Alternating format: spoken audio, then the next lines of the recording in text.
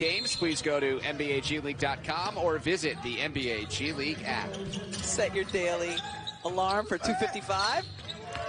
Into Kuminga and one. Certainly made his presence felt in his minutes here in the first half. The denial by Hall eliminated the Johnson attempt. Now it's up to Kuminga.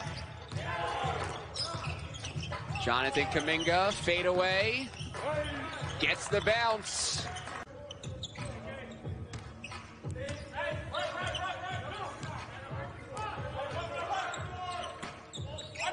We saw this for a possession in the first half as well, out of Long Island, going to a zone defense.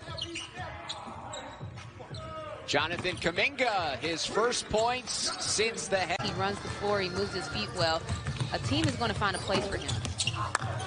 Riller, his pass goes off the rim. Now a run out. Kuminga, rebound carry. Stayed on the ground apparently and lays it in. Oh, yes, Carrie, I see you. With the footwork, the shot fakes. Kuminga from the foul line. Kobe Simmons is solid. You know, he just chugs along throughout the whole game. You'll look up and then he'll have a nice stat line at the end. Oh, Stop me with the block. Snead into the corner for Simmons for three. No good. Rebound Ashley. So he gets a block and a board on that possession.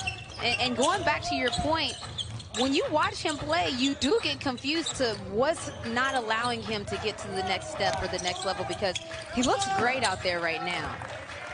And he's like, okay, if y'all are going to give me a layup, I'll take it. He's a native of Fairbanks, Alaska. Oh! On defense, they were all clapping, and that's contagious. That type of energy on the team, it carries over. Simmons having himself a nice game. 24 points after that three. Simmons has been great today. Hits a three inside and laying it home. Yeah, and the two guys we talked about at the top, Vernon Carey Jr. and Schofield. Carey Jr. found Schofield on the cut. Vernon Carey Jr., 22 points, 10 rebounds per game, fourth of the G League in scoring. Of his early attempts. And he's a guy, if he gets it going early, he could have it going all game long. Big Sky's all-time leading scorer at Montana State. Kuminga stepping back, and Iggy Brasdakis getting all the way in. Be interesting to see where Todd lands up in the draft, depending on who you read when. Has him on a wide variety of slots. Move jumper, he has the length and athleticism to be someone who can make a big contribution at the next level. I'm excited to see Todd develop.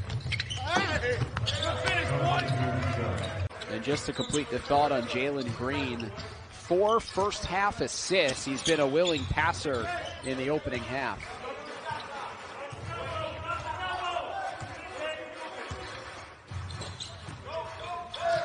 Three-second difference between game and shot clock. Jonathan Kuminga, hesitation, and canning. Disruptive on the defensive end. A couple of possessions where they've gotten a steal or forced a turnover and gotten out to get an easy one. On the season, Ignite averaging more turnovers than assists per game. Jonathan Kuminga to the aforementioned Dacian Nix, who had a birthday performance for the ages over the weekend with 25 points, who's had the quick trigger.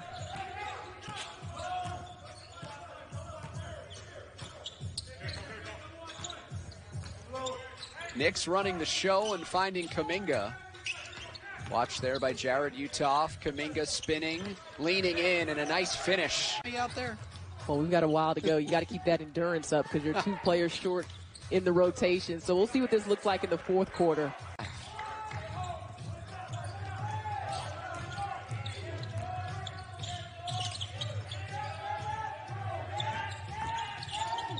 Kuminga on the drive, working his way in, finishing off glass. On their back because of the level of attention they're getting, the money that, you know, the guys are being paid, you know, on this this Ignite team. And so there are a lot of factors for why teams, and he said he is so enjoying this opportunity to work with young guys, and you see his leadership and his coaching as you watch the game, and they're ignite. It's going to be interesting to see how some of these young guys in particular respond. This is definitely the biggest challenge they've had up until this point of their undefeated season.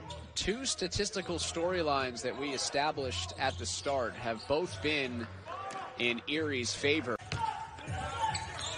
Kuminga in the post, nice pivot, but it rolls off the rim. He's after his own miss, and he sticks with it. Closing moments of what has been an impressive performance by Erie, really from the jump, and Nix throws it for Kuminga of health and safety protocols. So those individuals missed the first 2 games. They got them back for the 3rd. Iowa making some roster adjustments as well, and the lineup has Kuminga got his own miss, and let's see if Kuminga gap for free. You know, I was going to ask you for a status update on the devices for all your kids, whether or not we're fully up to date. Fully up to date. Everybody's got the G League app.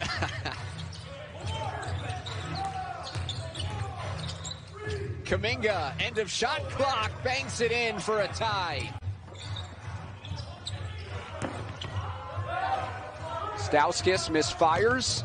Headband feed into the open floor. At 35. That's very impressive. Well, yeah, I give you some of this gray hair. Maybe you can take some of that. It's the only part of your body that succumbed to father time. Yeah. Hall. Out to Kuminga. They're in the NBA now, and it's great to see them. And I actually had a couple G League refs in my debut NBA game, and that was cool to see. Close to 80% of the current officiating all these teams down to Florida to play a season. Yeah, well, that was the #1 main goal as soon as COVID hit, and we were just glad to, work with the league and put together a season. The players wanted to play, and we wanted to get Ignite some exposure, so we've had a couple of those. Ignite had a bunch of them in the first half, but the careless turnovers now coming to 9:05. Ignite doing a good job of curtailing their turnover output. Xavier Simpson will trigger. Cleveland's an air ball, and it's down to Jarrett Jack. Firing it ahead for Jonathan by Green, and this is Brandon Ashley trying to clean it up, but he'll kick it out for a 3-point trigger by Jonathan Kuminga that does not hit iron. Now it's going to be challenging for Ignite to get shots at the rim in the half court because Moses.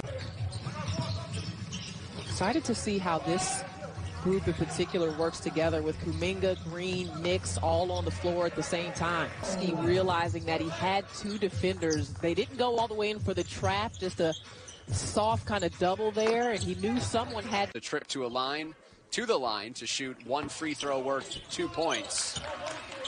Back tap by Brandon Ashley and a reset for Ignite.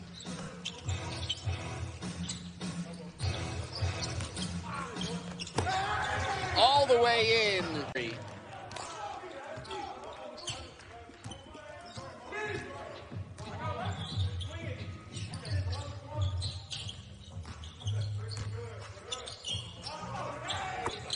Pull up Blue today scores out of the timeout. Well, Randall seems to be particularly active when he's got the young man Jalen Green guarding him. He has been taking it at him. A couple of rings, actually 3 of them as a player during the Lakers three-peat from 2000 to 2002, and a couple more as an assistant coach in 09 and in 10. And especially when they're coming out of high school where majority of the time they had the ball on the offensive end. And Brian Shaw was talking about that with us as well, just about the guys knowing when to screen, how to screen, when to cut. Kuminga over. Mannion on the 2-on-1. Tupon not able to finish there. Axel Tupon wearing 66, the French national. And there's Kuminga. Players trained in Walnut Creek, California, in the East Bay, San Francisco. Brian Shaw was telling us for the first time in like 35 years, he's been able to work 18 games to impress and improve on their draft stock. They don't have as many minutes on the game, but they're going to be in more NBA-like situations, especially end-of-game situations, time and score, advancing the basketball, those type of things, going against NBA talent every night. At which point he took a step and threw the fish about 20 yards, not realizing you just have to gently put the fish back into the water. So that's my favorite story so far from the bubble. He threw a four-seamer out there as Kuminga, 17-point lead for Ignite. Short. You heard Mannion call out short that time. Kuminga takes it. Give it a good one. 8-point game. See what Brian Shaw drew up out of the timeout. This is Jonathan Kuminga. Spins by Tupan, got the contact and challenge, but that's a good one used by Chris Weems. I think you use it either way, and it's successfully used. More importantly, to get the 2 points on the board. How about Kuminga being the one bringing it up against the full court pressure? 6'8", 222, uber skilled. Kuminga gets it deep and scores again. He's